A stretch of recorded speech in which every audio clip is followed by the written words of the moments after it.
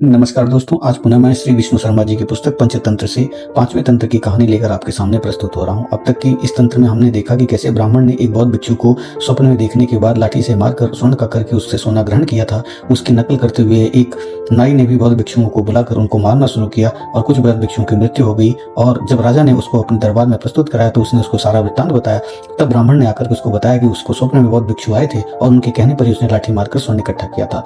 इसके बाद नाई को फांसी की सजा दे दी गई। तब ब्राह्मण ने उन मंत्रियों को एक कथा सुनाई जिसमें चार पंडित ने कैसे धन कमाने के लालच से यात्रा प्रारंभ की थी। और जब चारों अपनी अपनी जगह पर धन इकट्ठा कर रहे थे तब चौथा जो ब्राह्मण पुत्र था वह धन की लालच में आगे गया और वह एक चक्रधर मनुष्य से मिला और उससे मिलने के बाद वह चक्र उसके सिर पर आ लगा और अब वह दुखी होकर अपने मित्र के पास आया था और मित्र ने उसको फिर चार मूर्ख पंडितों की कथा सुनाई।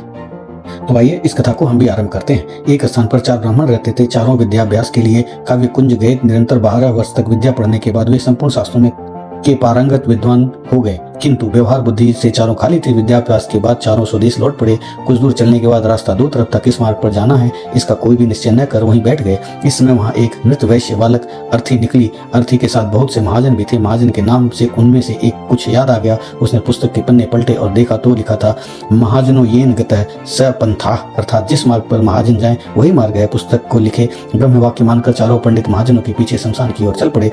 थोड़ी दूर जाने पर शमशान पर उन्होंने एक गधे को खड़ा देखा। गधे को देखते हुए शास्त्र की बात याद आ गई। राजा द्वारे शमशाने च यत्तिष्ठि स बांधव, अर्थात राजद्वार और शमशान में जो खड़ा हो वह भाई होता है। फिर क्या था, चारों ने उसे शमशान में खड़े गधे को भाई बना लिया। कोई उसे गले से लिपट गया तो कोई इसके पैर धोने लगा। इतने में एक उधर से गुजरा। उसने देखा तो सब विचार में पड़ गए, यह कौन है। 12 वर्ष तक विद्यालय की चार दीवारी में रहते हुए उन्हें पुस्तक के अतिरिक्त संसार की किसी वस्तु का ज्ञान नहीं था। ऊंट को वेग से भागते हुए देखकर उनमें से एक ने पुस्तक में लिखा हुआ वाक्य याद आ गया, धर्मस्य त्वरिता गति, अर्थात धर्म की गति में बड़ा वेग होता है। उन्होंने निश्चय किया कि वेग से जानने वाली यह वस्तु अवश्य धर्म है। उसी समय उनमें से एक को याद आ गया, इष्ट धर्मेण योजयेत, अर्थात धर्म का संयोग इष्ट से करा दे। उनकी समझ में इष्ट बांधव था और ऊंट था धर्म, दोनों का संयोग कराना एक शास्त्रोक्त मान लिया। बस खींच खांच कर उन्होंने ऊंट के गले में गधा बांध दिया। वह गधा एक धोबी का था तो उसे पता चला तो वह भाग कर आया। उसने अपनी ओर आते देख चार शास्त्रांग पंडित वहां से भाग खड़े हुए। थोड़ी दूर एक नदी के किनारे नदी में पलस का एक पत्ता तैरता हुआ आ रहा था। इसे देखते उनमें से एक को याद आ गया, आग मिष्यति यत् पत्रम तद अस्मामस्ता रश्यति, अर्थात जो पत्ता तैरता हुआ आएगा वही हमारा उद्धार करेगा। उद्धार की इच्छा से वह मूर्ख पंडित पत्ते पर लेट गया। पत्ता पानी में डूब गया, वह भी डूबने लगा। केवल उसकी शिखा पानी से बाहर रह गई। इसी से बहते बहते वह दूसरे मूर्ख पंडित के पास पहुंचा तो उसमें से एक शास्त्रोक्त वाक्य याद आ गया, सर्वनाश से तमुत्पन्ने अर्ध त्यजति पंडित है, अर्थात संपूर्ण का नाश होते हुए देखकर आधे को बचा लो, आधे का त्याग कर दे। यह आदाते ही उसने बहते हुए पूरे आदमी का आधा भाग बचाने का निश्चय किया और उसकी शिखा पकड़कर गर्दन काट दी। उसके हाथ में केवल सिर का हिस्सा आया। देह पानी में बह गई। उन चारों में से अब 3 रह गए। गांव पहुंचने पर तीनों को अलग अलग घरों में ठहराया गया। वहां उन्हें जब भोजन दिया गया तो एक ने सेमियों को यह कहकर छोड़ दिया, दीर्घ सूत्री विनश्यति, अर्थात दीर्घ तंतु वाली वस्तु नष्ट हो जाती है। दूसरे ने रोटियां दी गई। उसे याद आ गया थी, अति विस्तार विस्तरीर्ण तद भवेन चिरायुष्म, अर्थात बहुत फैली हुई वस्तु आयु को घटाती है। तीसरे ने छिद्र वाली वाटिका दी गई तो उसे याद आ गया कि छिद्रे वर्षा नार्था बहुली भवंती, अर्थात छिद्र वाली वस्तु में बहुत अनर्थ होते हैं। परिणाम यह हुआ कि तीनों की जगह हुई और तीनों भूखे भी रहे। व्यवहार बुद्धि के बिना पंडित भी मूर्ख रहते हैं। व्यवहार बुद्धि भी एक ही होती है। सैकड़ों बुद्धियां रखने वाला सदा डंडे डोल रहता है। उसकी वही दशा होती है जो सद्बुद्धि सहस्त्र बुद्धि मछली की हुई थी। मंडूक के पास एक ही बुद्धि थी इसलिए वह बच गया। खृदर ने पूछा, यह कैसे हुआ। स्वर्ण सिद्धि ने तब उसको यह कथा सुनाई। एक तालाब में 2 मछलियां रहती थी। एक थी सद्बुद्धि, दूसरी थी सहस्त्र बुद्धि। उस तालाब में एक मेंढक भी रहता था। उसका नाम था एक बुद्धि। उसके पास एक ही बुद्धि थी इसलिए उसे बुद्धि पर अभिमान नहीं था। सतबुद्धि और सहस्त्र बुद्धि को अपनी चतुराई पर बड़ा अभिमान था। एक दिन संध्या के समय तीनों तालाब के किनारे बातचीत कर रहे थे। उसी समय उन्होंने देखा कि कुछ मछुआरे हाथों में जाल लेकर वहां आए। उनके जाल में बहुत सी मछलियां फंस कर तड़प रही थी। तालाब के किनारे आकर मछुआरे आपस में बात करने लगे। एक ने कहा, इस तालाब में खूब मछलियां हैं, पानी भी कम है, कल हम यहाँ आकर मछलियों को पकड़ेंगे। सबने उनकी बात का समर्थन किया। कल सुबह जाने का निश्चय कर मछुआरे चले गए। उनके जाने के बाद सब मछलियों की सभा हुई। सब चिंतित थे कि क्या किया जाए। सबकी चिंता का उपहास करते हुए सहस्त्रबुद्धि ने कहा, डरो मत। दुनिया में सभी दुर्जनों के मन की बात पूरी होने लगे तो संसार में किसी का रहना कठिन हो जाए। 100 सांपों दुष्टों के अभिप्राय कभी पूरे नहीं होते, इसलिए संसार बना हुआ है। किसी के कथन मात्र से डरना तो कापुरुषों का काम है। प्रथम तो वो यहाँ आएंगे नहीं, यदि आ गए तो मैं अपने बुद्धि के प्रभाव से सबकी रक्षा कर लूंगी। सद्बुद्धि ने भी उसका समर्थन कहा, और बुद्धिमान के लिए संसार में कुछ संभव है। जहाँ वायु और प्रकाश की गति भी नहीं होती, वहाँ बुद्धिमानों की बुद्धि पहुंच जाती है। किसी ने कथन मात्र से अपने पूर्वजों की भूमि छोड़ नहीं सकते। अपनी जन्मभूमि जो सुख होता है वह स्वर्ग में नहीं होता। भगवान ने हमें बुद्धि दी है, भय से भागने के लिए नहीं, बल्कि भय का युक्ति पूर्वक सामना करने के लिए।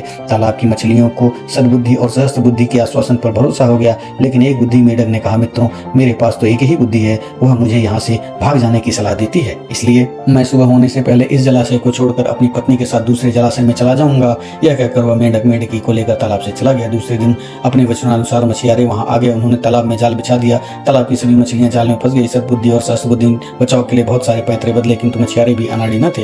उन्होंने चुन चुन कर सब मछलियों को जाल में बांध लिया और सबको तड़प तड़प कर प्राण दे दिए। संध्या के समय मछुआरों ने मछलियों को भरे जाल को कंधे पर उठा लिया। सद्बुद्धि और सहस्त्रबुद्धि बहुत भारी मछलियां थी, इसलिए उन्होंने सद्बुद्धि को कंधे पर और सहस्त्रबुद्धि को हाथों में लटका लिया।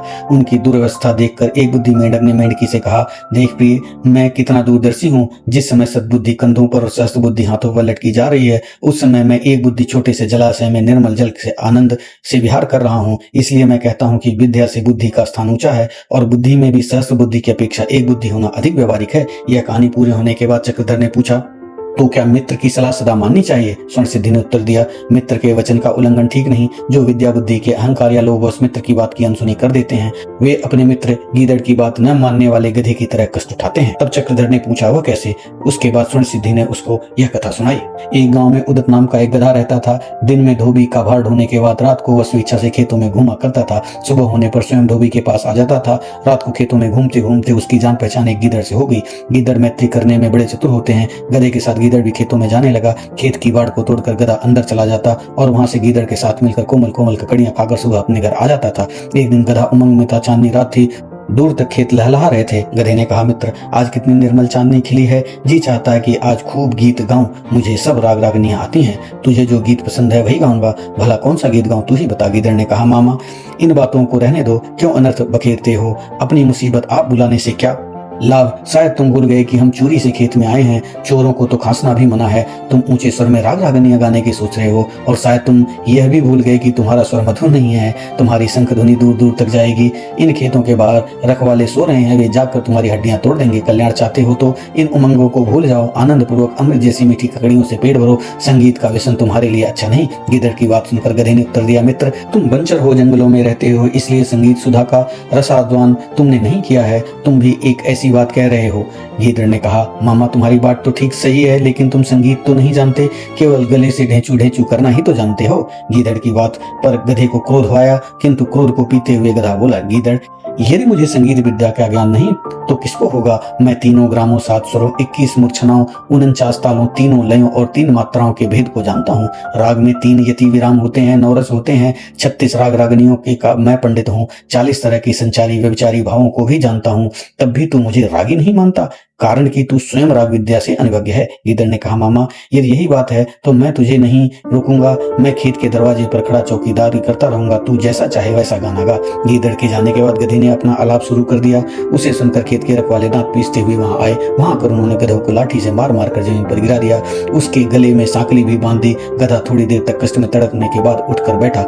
गधे का स्वभाव है कि वह थोड़ी देर बाद ही अपने कष्ट को भूल जाता है। लाठियों की मार की याद मुहूर्त भर ही उसे सताती है। गधे ने थोड़ी देर में ही सांकड़ी तुड़ा ली और भागना शुरू कर दिया। गीदड़ भी उस समय दूर खड़ा तमाशा देख रहा था। मुस्कुराते हुए गधे से बोला, क्यों मामा, मेरे मना करते करते भी तुमने अपना अलापना शुरू कर दिया, इसलिए तुम्हें यह दंड मिला। मित्रों की सलाह का ऐसा तिरस्कार करना उचित नहीं। चक्रधर की इस कहानी सुनने के बाद स्वर्ण सिद्धि ने कहा, मित्र, बात तो सच है। जिसके पास स्वयं न बुद्धि और जो न मित्र की सलाह माने, वह मंत्रक नाम के जुलाहे की तरह तबाह हो जाता है। स्वर्ण सिद्धि ने पूछा, वह कैसे? तब चक्रधर ने उसको कथा सुनाई। तो मित्रों, आज की कहानी को हम यहीं विराम देते हैं। आशा करता हूँ कि आपको आज की कहानी भी प्रेरणादायक लगी होगी और आपने इस कहानी से जरूर कुछ न कुछ सीख ग्रहण किया होगा। कृपया आप मेरे इस चैनल को सब्सक्राइब करें, इस वीडियो को लाइक करें और अपनी राय को कमेंट बॉक्स में व्यक्त करें।